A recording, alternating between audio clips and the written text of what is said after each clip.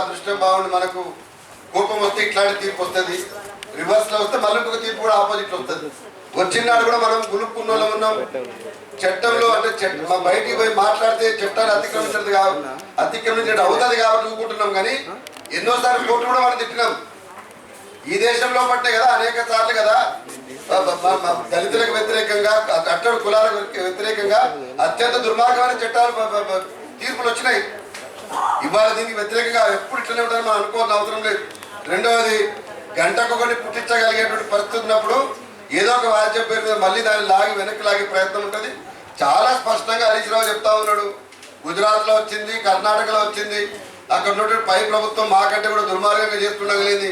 మీ ఒక్కరే మన రాష్ట్రంలో మేమే చేస్తున్నట్టు మీరు మీ అందరికీ ఎందుకు కడుపున పుస్తకాలు హరీష్ రావు అంటున్నాడు. ఇవాళ అంటే అర్థం ఏంటంటే కేంద్ర ప్రభుత్వాన్ని దీంట్లోకి లాగగలిగితే ఖచ్చితంగా మాకు అనుకూలంగానే దీనికి సంబంధించినటువంటి తీర్పు వస్తుంది. తర్వాత వాళ్ళు కూడా సానుకూలంగా స్పందిస్తారని. రాజకీయం చేయడం లోపల అత్యంత పరిణతి చెందినటువంటి చంద్రశేఖరరావు ఖచ్చితంగా నరేంద్ర మోడీ తోటి ఒక ప్రెషర్ పెట్టి దీన్ని పాజిటివ్గా తీసుకొచ్చే ప్రయత్నం చేస్తాడు. ఒక్క మాటలో చెప్పాలంటే మనం తెలంగాణలో చాలాసార్లు ఈ దేశం మెచ్చుకునేటువంటి ఒక రోల్ మోడల్ పని చాలాసార్లు చేసినాం. భూసేకరణ చట్టం మీద కూడా టూత్ అండ్ నైల్ మొత్తం తెలంగాణలో కూడా పెద్ద ఎత్తున ప్రజల్ని సమీకరించగలిగితే కాలం కలిసి వచ్చి నిజాం కాలేజ్ లాంటి గ్రౌండ్ లోపల ఓ 40,000 మంది 30,000 మంది ఒక ప్రోగ్రామ్ వేసుకొని ప్రజాక్షేత్రంలో పెద్ద ఎత్తున ప్రచారం చేసి చూపెట్టగలిగితే తెలంగాణలో ప్రజాపక్షంలో ఉన్న వాళ్ళకు కూడా దమ్మున్నదని తేలుతుంది. తాడు బొంగరం లేనటువంటి ఆ పార్టీతో పాటు తాడు బొంగరం మనకు కూడా ఉందని సంగతి బయట వాళ్ళకి తెలుస్తుంది, పాలకులకు కూడా తెలుస్తుంది. ఆ ప్రయత్నంలో ఉందా మనం?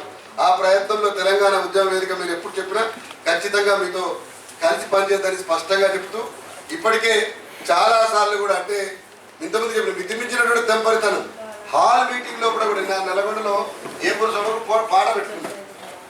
పర్మిషన్ మామూలుగా ఎవరు ఉండి ఫ్లెక్సీ పర్మిషన్ కోసం పోతే అసలు మీటింగ్కే పర్మిషన్ లేదు కదా, హాల్ నువ్వు మీటింగ్ ఎట్లా పెట్టుకుంటావు అంటే తెలివి చాలా ఎక్కువైంది సార్, మీకు ఇట్టారు మా పోరాడు తెలివి చాలా ఎక్కువైంది సార్, మీటింగ్లో పెట్టుకుంటే మీ దగ్గర పర్మిషన్ కావాలన్నా ఏం చేసుకుంటావు చేసుకోపని చెప్పి మీటింగ్ పెట్టుకున్నాం.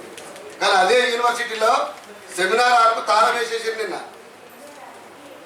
మల్లన్న సాగర్ లో వచ్చినటువంటి వాళ్ళందరూ కూడా ఫారెన్ ఎలిమెంట్స్ అనే అసెంబ్లీ అంటే మనందరం ఎవరో మాట్లాడలే. ఈయన ఫారెన్ ఎలిమెంట్ కాదా? మరి భద్రాచలంలో గిరిజనుల పోలవరంలో భూములు పోతున్నాయని చెప్పి మనం కొట్లాడినాడు, టీఆర్ఎస్ మీటింగ్ పెట్టినాడు. చెరుకు సుధాకర్, వి ప్రకాష్, కేసీఆర్ అంటూ ఫారెన్ ఎలిమెంట్స్ కాదా భద్రాచలానికి?